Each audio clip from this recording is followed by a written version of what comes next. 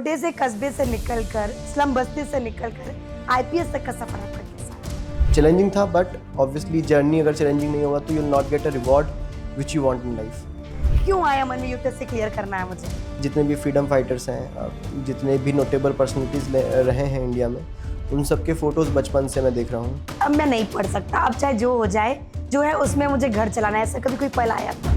So if someone is supporting you, someone is at your back, तो आप कभी भी बच डाउन नहीं करेंगे, आप पीछे नहीं आएंगे। तो कभी वो थॉट नहीं आया। अच्छा, तो कभी ऐसा हुआ कि जब स्लम एरिया से निकल के जब आप आईपीएस की वर्दी में आज रहती हैं, जब पीछे मुड़कर देखते हैं तो क्या कुछ याद आता है? जो मेमोरीज़ हैं वहाँ पे, जो प्रॉब्लम्स आते हैं लोगों को, that helps in solving the problem of people wherever I see. जब आप मुंबई में थे, वहाँ की चमक धमक आपने देखा, उस वक्त पढ़ाई, खर्च और मैनेज करना, वहाँ के लाइफ स्टाइल कैसे मैनेज होता था? देखिए, मतलब mother was supporting me. I was working as a teacher, part time teacher okay, in Bombay.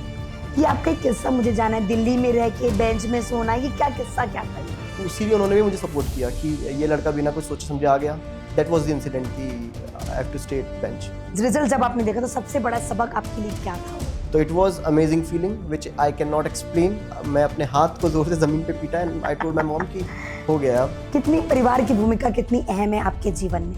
Father की डेथ के बाद में या फिर उसके पहले भी अगर प्रॉब्लम्स आती हैं तो फैमिली के अंदर ही आपस में डिस्प्यूट ज़्यादा हो जाते हैं। इसलिए शुरू से वही मन था कि आईपीएस बनना है कि और कुछ सपना था उसे पूरा करना? I wanted to go in public service. मुझे लोगों के बीच में रह के काम करना काफ़ी पसंद है। रायपुर को चाकूपुर कहा जाता है, इसको कंट्रोल करने के लिए क्या कुछ करेंगे आप? हमारी प्राथमिकता यही है कि इस प्रकार के शब्द रायपुर से कनेक्ट ना हो और उसके लिए हम कंटिन्यूसली काम कर रहे हैं। एक आईपीएस के रूप में किन परियोजनाओं में बदलाव करना चाहेंगे? देखें तो पिछले एक महीने में आपने देखा होगा कि केसेस का डिटेक्शन बहुत तेज़ हुआ है। सर, एक शिकायत और है लोगों की कि पुलिस वाले हैं, पैसा खा लेते हैं, काम तो करते नहीं, जो पैसा देता है उनकी तरफ चले जाते हैं। ऐसे कोई भी एलिमेंट से जिसकी शिकायत हमें मिलेगी उस पर त्वरित कार्रवाई की जाएगी और उम्मीद है कि ये जो टेंडेंसीज हैं खत्म हो जाएगी। मयंक गुर्जर आने वाले 10 सालों में किस भूमिका में नजर आएंगे? तो अगले 10 साल में बोलना मुश्किल है, बट जहाँ पे भी रहेंगे अच्छा काम। नमस्कार, मैं हूं अंकिता शर्मा और सीजी अनफिल्टर्ड बातों में आपका स्वागत है। शहर की राजधानी की लॉ एंड ऑर्डर कैसी रहेगी, आखिर क्या कुछ कमिश्नरी प्रणाली में होने वाला है, और राजधानी वाकई जो चाकूपुर कहलाता था वो वाकई अब इसका नाम चेंज हो जाएगा? इन तमाम सवालों का जवाब देने के लिए इस वक्त हमारे साथ आईपीएस मयंक गुर्जर जी हैं। सर, आपका बहुत बहुत स्वागत है। So much. आपकी स्टोरी आज मैंने पढ़ा, छोटे से कस्बे से निकलकर स्लम बस्ती से निकलकर आईपीएस तक का सफर आपका कैसा रहा? काफ़ी चैलेंजिंग था। लाइफ में काफ़ी ऐसे इंसिडेंट्स आए हैं जहाँ पे अमूमन ऐसा होता है कि आप अगर एक बार भी बच डाउन कर गए तो यू विल फॉल स्टीप। तो ऐसे काफ़ी सारे मोमेंट्स थे, काफ़ी सारे इंसिडेंट्स हैं। चैलेंजिंग था, बट ऑब्वियसली जर्नी अगर चैलेंजिंग नहीं होगा तो you will not get a reward which you want in life. Sir, कैसे कैसे सोचा कि अब मुझे आईपीएस बनना है? इंजीनियरिंग करते अच्छी खासी बढ़िया वेल सेटल नौकरी करते, फिर आप आईपीएस में आ गए। क्यों आया मन में यूपीएससी क्लियर करना है मुझे? एक्चुअली ये जो मेरे फादर थे, मतलब we have lost him in 2014 when I was in class 12th। Okay, so वो बचपन से मेरे घर में जितने मतलब जो हॉल था उसमें जितने भी फ्रीडम फाइटर्स हैं, जितने भी नोटेबल पर्सनैलिटीज़ रहे हैं इंडिया में, उन सब के फ़ोटोज़ बचपन से मैं देख रहा हूँ। और ही always focused on social service कि किस तरीके से आप लोगों की मदद कर सकते हो। तो that was the motivation, and obviously because I lost him, so I thought that it is the best tribute to him if I fulfill his dream. उस वक्त कैसे लगा जब पिताजी ने कहा चाहे कुछ भी हो जाए, मयंक की पढ़ाई रुकनी नहीं चाहिए? कैसा लगा, उसमें फील कैसा आया था? देखिए, एक्चुअली जो उसके पीछे का बैकग्राउंड वो ये है कि my father was suffering from depression, and उसके अलावा भी और कुछ इश्यूज थे, तो he was continuously on medication. Last 2 साल जो होते हैं 11 to 12 when I was in 11th, तो वो 2 साल वो लगातार बेड रेस्ट पे रहे। 15-20 दिन हॉस्पिटल, 15-20 दिन घर पे। एंड मॉम वो सपोर्टिंग, मम्मी को उन्होंने काम करना सिखा दिया था। दो she is 12th pass, but वो उन्हें सिखाया, and she was a supporting act. तो जब ये इंसिडेंट हुआ तो it was the time when I was going to appear for my J advance, 1 महीना पहले उसके, एंड बोर्ड एग्ज़ाम्स जस्ट मेरे एंड होने वाले थे। और उस टाइम पर ही emotionally told my mother that तुम्हें कुछ भी करना पड़े, whatever you have to give, या जो घर मतलब एक ही घर था हम लोग के पास में, नो प्रॉपर्टी वाज देयर, और जितना भी फाइनेंशियल सेविंग्स था वो उनके इलाज में एग्जॉस्ट हो गया था। तो ही टोल्ड इमोशनली कि जो भी हो जाए, जितना भी है इस घर को बेच दो, जो भी करना पड़े, बट इसको सपोर्ट करके पढ़ाना है कैसे भी। कभी ऐसा लगा कि यार बस अब मैं नहीं पढ़ सकता, अब चाहे जो हो जाए, जो है उसमें मुझे घर चलाना है, ऐसा कभी कोई पल आया था? फॉर्चुनेट इनफ ऐसा रहा है कि अभी तक दो from childhood I have suffered a lot, काफ़ी सारी चीज़ें हुई हैं, बट वो जो एलिमेंट ऑफ क्वेश्चन होता है कि सेल्फ डाउट, वो मेरे अंदर कभी नहीं आया। उसका रीज़न आई थिंक मुझे लगता है कि because my father and mother both were very strong minded, और मदर ने after all the challenges she was supporting. So if someone is supporting you, someone is at your back, तो आप कभी भी बच डाउन नहीं करेंगे, आप पीछे नहीं आएंगे। तो कभी वो थॉट नहीं आया। अच्छा, तो कभी ऐसा हुआ कि जब स्लम एरिया से निकल के जब आप आईपीएस की वर्दी में आज रहते हैं, जब पीछे मुड़कर देखते हैं तो क्या कुछ याद आता है? कौन सा ऐसा चीज़ जो आपको याद आता है? बचपन की काफ़ी सारी चीज़ें होती हैं। मतलब अगर मैं सिविल सर्विसेज से रिलेटेड बोलूँ तो मैं क्लास 5th में था। आई फॉन्डली रिमेंबर कि उस टाइम पे एमपी में इलेक्शन हुआ था। जब इलेक्शन हुआ था तो टीवी पे काउंटिंग सेंटर्स के फ़ोटो दिखाए थे, तो that was my first exposure as such. और उसके अलावा व्हेन यू सी कि आप कहाँ से आए हो, जो बैकग्राउंड होता है, आसपास जो लोग रहते थे, उनका सोशो इकोनॉमिक कंडीशन देख के इट फील्स कि at least you have that knowledge of that lowest level, तो आप उनकी प्रॉब्लम्स को समझ सकते हैं, and being in service you can support them. तो वो हमेशा एक जो मेमोरीज हैं वहाँ पे, जो प्रॉब्लम्स आते हैं लोगों को, that helps in solving the problem of people wherever I serve. अच्छा, जब पहला अटेम्प्ट क्लियर नहीं हुआ उस वक़्त लगा नहीं, यार कहाँ मैं रुक गया, क्यों सफल नहीं हो पाया? I want to correct, actually UPSC मेरा फर्स्ट अटेम्प्ट में क्लियर इसके हुआ। पहले जब उसके लिए? उसके पहले जब मैं जेई एडवांस वाला करा था तो टेक्निकली मेरा फर्स्ट अटेम्प्ट में भी सिलेक्शन हो गया था। I was getting geophysics in IIT Kharagpur, okay. ऐसी एक कोर्स था, but I wanted to go to IIT Bombay specifically because I had a wishing wall. उस विशिंग वॉल पे आई हैव रॉट कि मुझे आईआईटी बॉम्बे जाना है, और मतलब उसकी फ़ोटोज़ भी आई हैव। तो जब ये इंसिडेंट्स हुआ, पापा का डेथ हुआ एंड वो सब चीज़ें हुई, और उसी टाइम पे जो रिज़ल्ट था वो भी आया।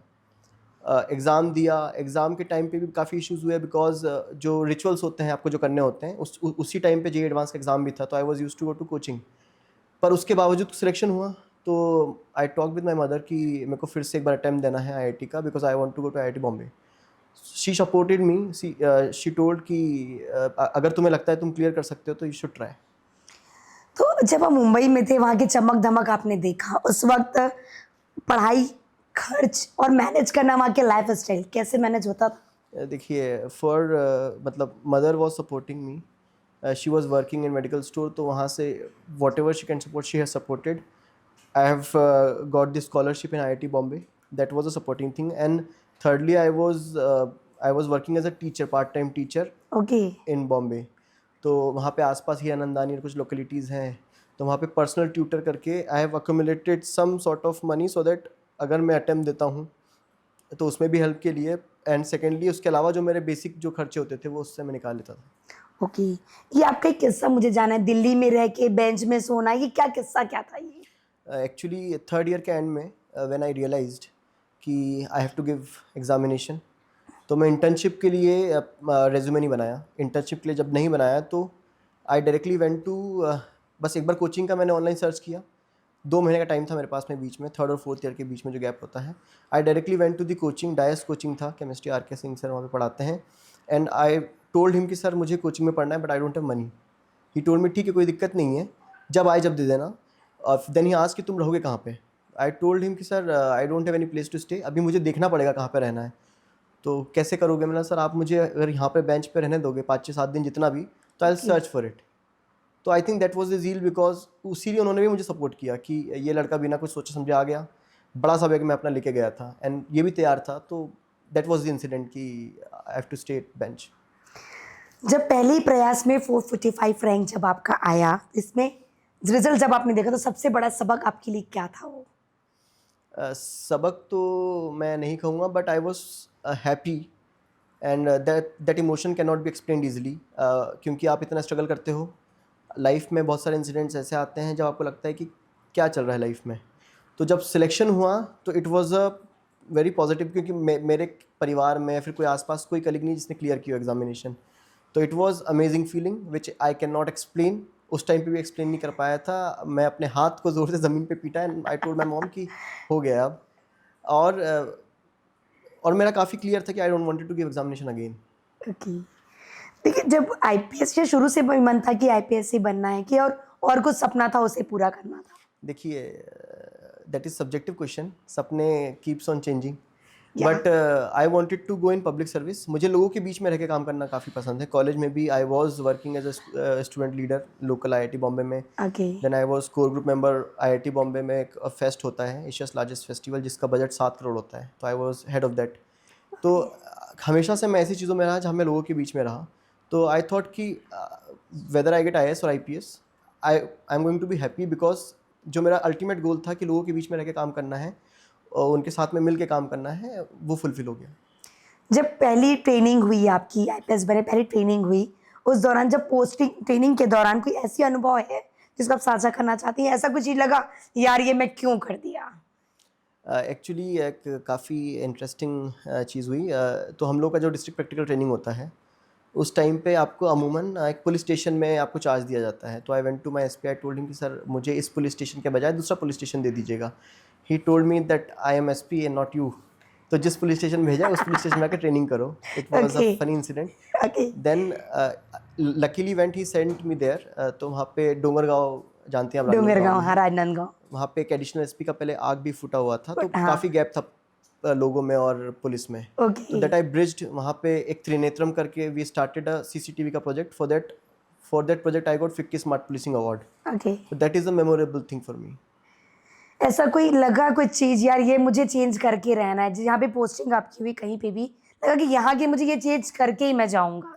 देखिए, ये इससे स्पेसिफिक जो चीज़ वो ये है कि because we are in police, हमारा जो मेजर पावर या फिर आप बोलेंगे मेजर जो हमारा बेस होता है, वो हमारा जो लोअर स्टाफ है, जो हमारे कांस्टेबल, हेड कांस्टेबल, एएसआई, जो कि कंटिन्यूसली काम करते हैं। काम करते हैं। तो मैं जब बटालियन में चार्ज में था, तो I got that opportunity to see them, to see their problems, to communicate with their families. 1000 का परिवार था, मतलब 1000 जवान हैं, उनकी फैमिलीज़ हैं। तो वहाँ पे अमूमन बस्तर के एरिया में आपने देखा होगा कि काफ़ी सारे ऑपरेशंस में लोग जाते हैं तो उन लोगों को इंजरीज होती है। इंजरीज होती है। तो I started a physiotherapy unit for them. Okay. वहीं पे लोकली ट्रेन करके स्टाफ को ट्रेन कर दिया। तो that is what I wanted to do, तो वो करा। उसके अलावा भी काफ़ी सारी ऐसी चीज़ें थी जो उनके लिए करना चाहता था। We started a cafe 15 battalion cafe है, I will share the photos. वो बनाया ताकि वो अंदर ही वेलफेयर एक्टिविटी चले एंड दिल गेट उनकी फैमिलीज़ के लिए, उनके लिए एक ऐसी जगह बीजापुर में हो जाए जहाँ पे वो जाके बता सके कि वो रायपुर से भी अच्छी जगह है। क्या बात है, बहुत बढ़िया। सर, कहा जाता है कि पुलिस को देखकर आजकल भी जनता डरती है। आईपीएस की मतलब वर्दी वर्दी आया मतलब जनता डरना शुरू करती है। वो जनता से डर निकल जाए उनके मन से, इसके लिए कैसे आप उन जनता का सहयोग करते हैं? देखिए, जो डर का आप बोल रहे हैं, वो डर निकलना चाहिए जो अच्छे लोग होते हैं उनके अंदर से। जो बुरे लोग होते हैं उनके अंदर से कभी पुलिस का डर हटना नहीं चाहिए। तो बिल्कुल। That is a subjective thing. Police is good for good and bad for bad. मतलब हमें जो बेकार एलिमेंट्स हैं उनके अगेंस्ट एक्शन लेना ही है। अब वो डरे या वो अच्छा समझे। चलिए, ऐसा कोई इंसिडेंट आपको याद है जिसको लगा कि यार ये केस मैं कैसे सॉल्व करूंगा?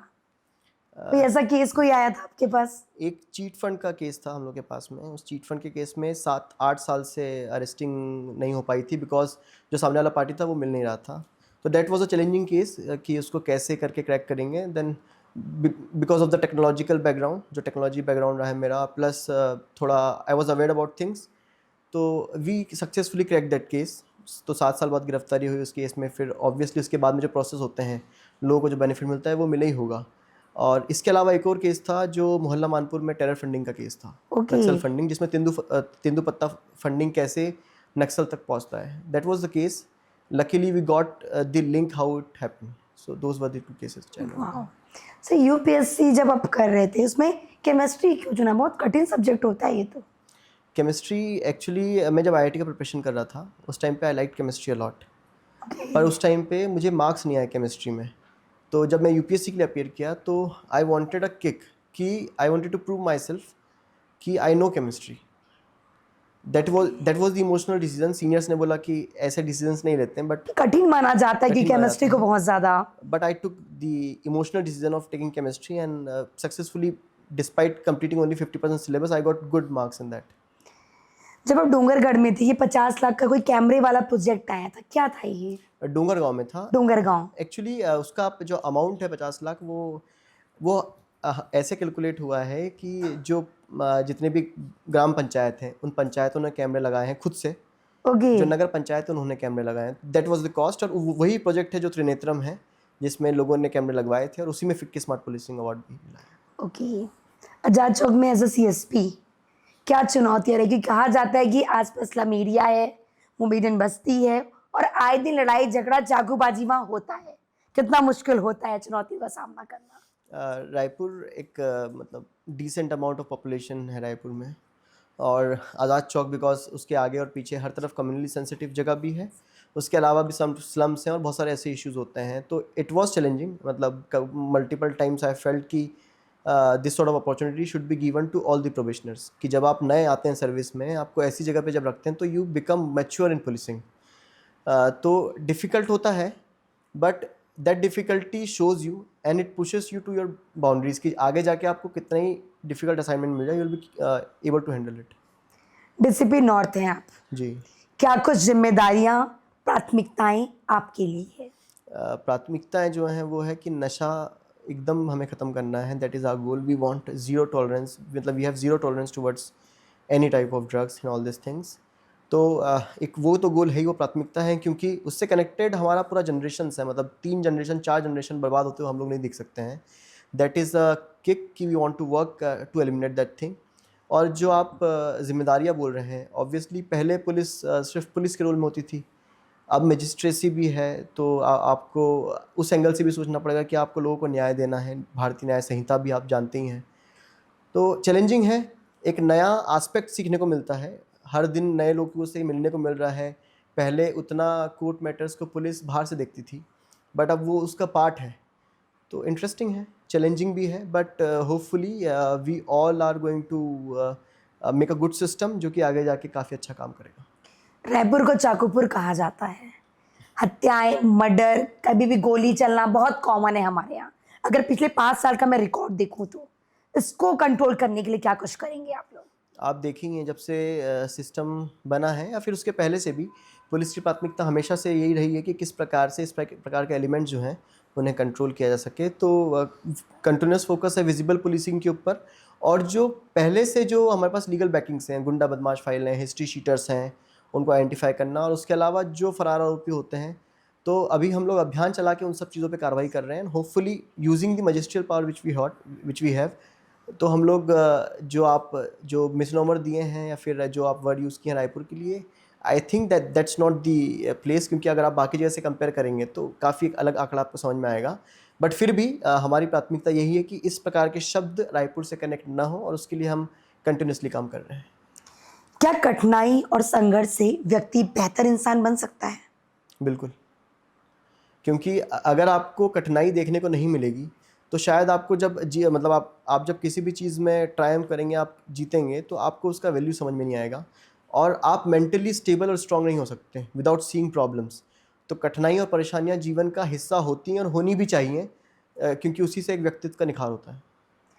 आप स्लम एरिया से आते थे, वहां पर इंसान देखते हैं कि इंसान जो देखता है वही सीखता है, और उस जगह पे निकल कर आना, और आज जो बच्चे जो वहां रहकर सपने देख रहे हैं उनको क्या संदेश देंगे आप? हाउ में कैसे वो अपने सपने पूरे करें?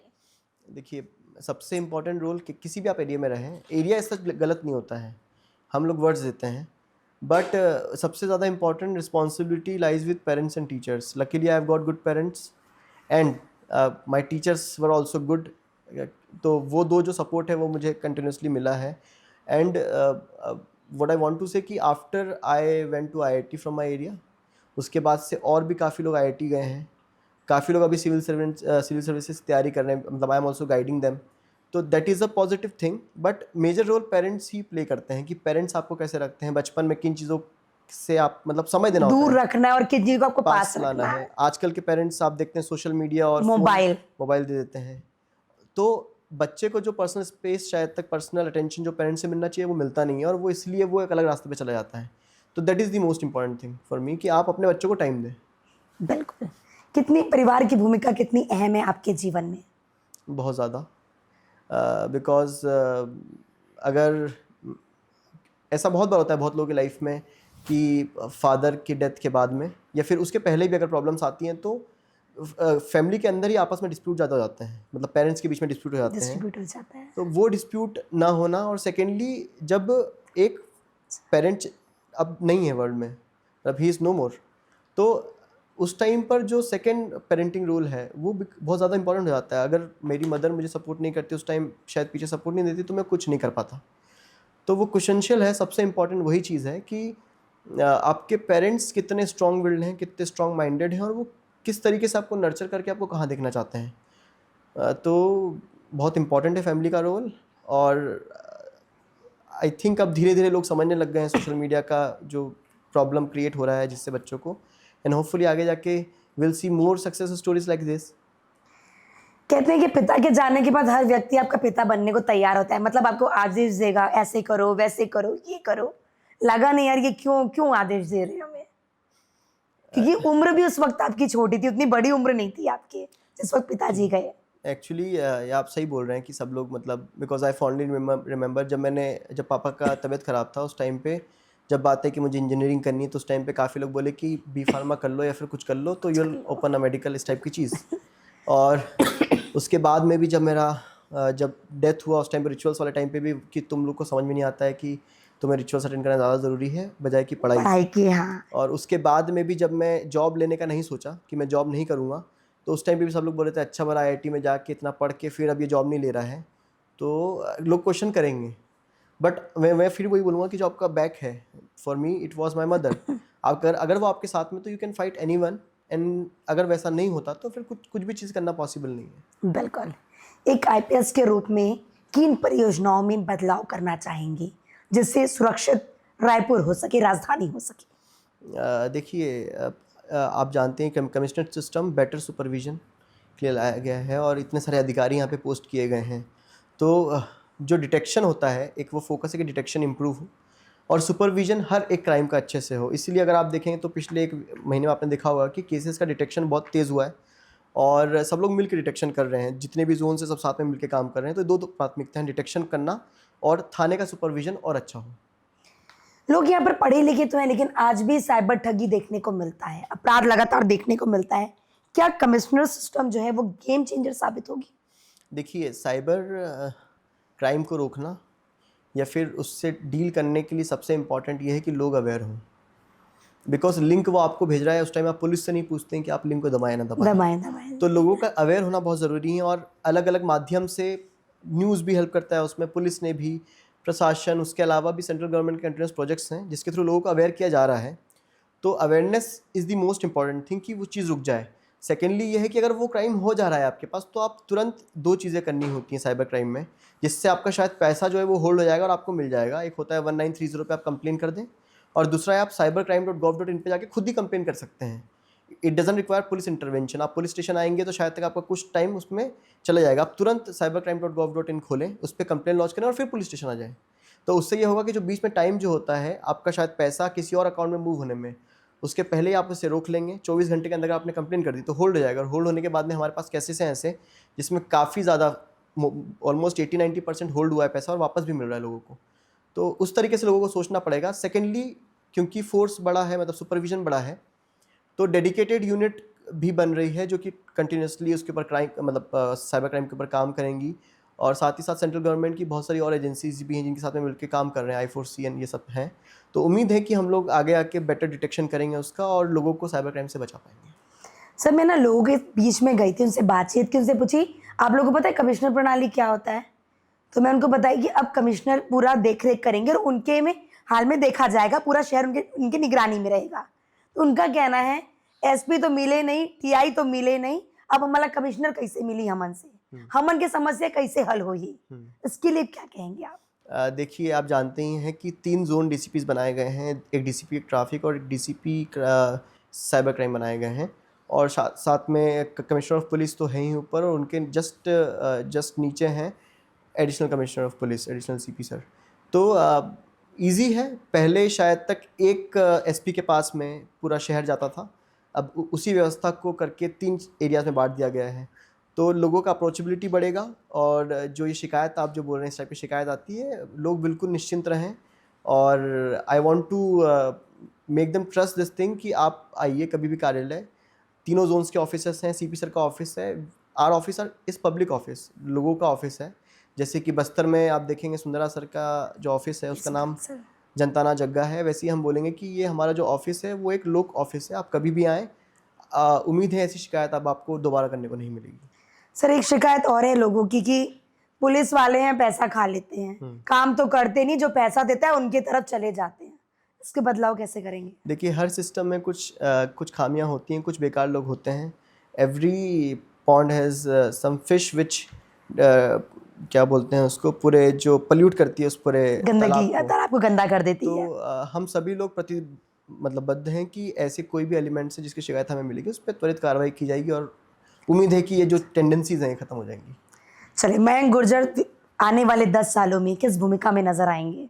देखिए, भूमिकाएं आपके सर्कमस्टेंसेस बनाते हैं, सिचुएशंस बनाती हैं। अभी तक बस्तर में थे, बीजापुर में थे तो नक्सलों के विरुद्ध लड़ाई में थे। अब यहाँ पे हैं तो सिटी पुलिसिंग कर रहे हैं। तो अगले 10 साल में बोलना मुश्किल है, बट जहाँ पे भी रहेंगे अच्छा काम करेंगे। बस्तर जैसे सूबे अंचलों में आपने काम किया हुआ है, कभी लगा नहीं कि नक्सली की गोली कभी भी पड़ सकती है?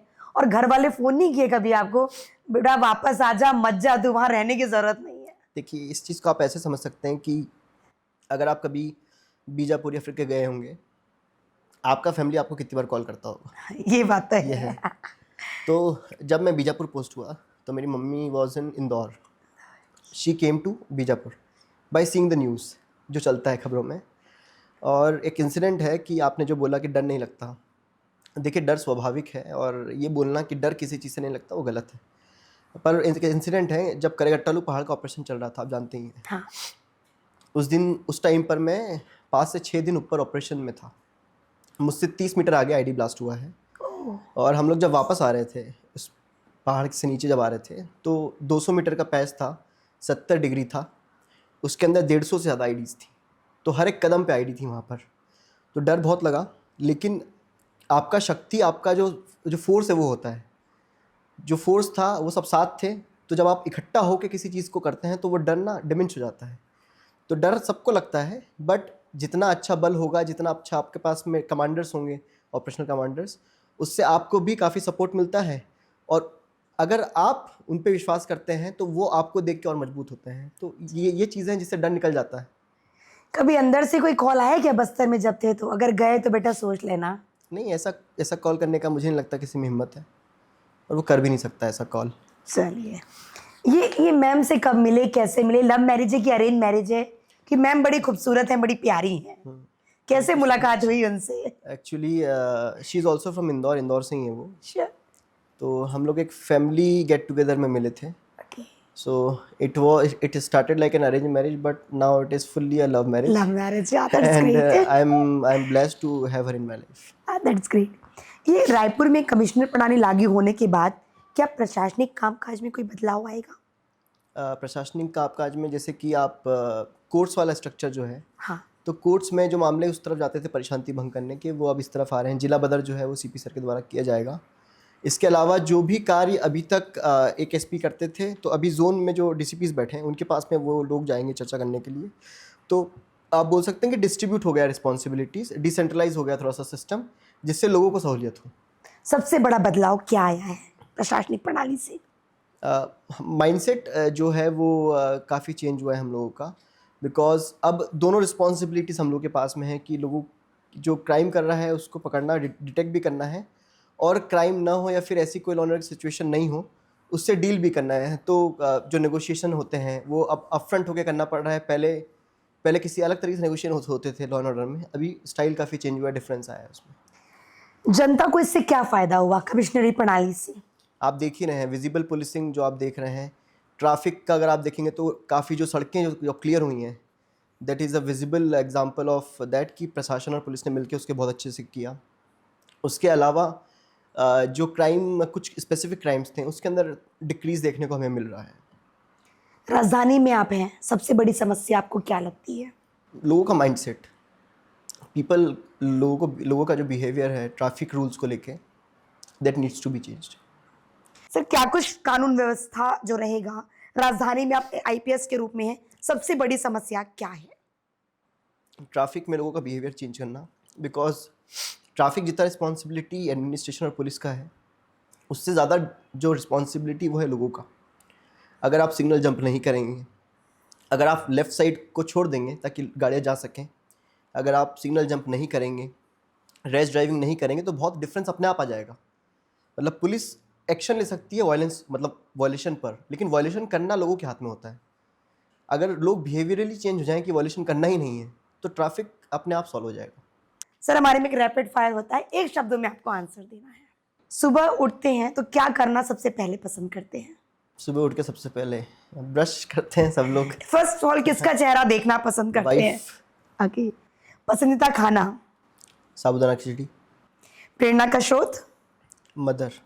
सबसे बड़ी चुनौती? When I lost my father, वो जो टाइम था वो। पसंदीदा गाना? गाने मुझे बहुत पसंद है, मुझे गाना भी बहुत पसंद है, तो मैं एक गाना नहीं बता पाऊंगा। क्या बात है। पसंदीदा किताब? किताब सेपियंस मुझे काफ़ी पसंद है, काफ़ी रैशनल व्यू मिलता है उससे। कौन सी जगह घूमने जाना पसंद करते हैं? I like mountains a lot. Himalayan trek में जब हमारा हुआ था, तो that is a very good place to. तनाव कम करने का तरीका? कुकिंग।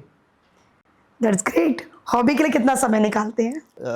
बस्तर में काफ़ी निकल जाता था, अभी मुश्किल आ रहा है, बट होपफुली निकल जाएगा। आईआईटी यूपीएससी के बीच सबसे कठिन निर्णय क्या था? प्लेसमेंट नहीं लेना। कार्यस्थल पर आदर्श साथी कैसा होना चाहिए?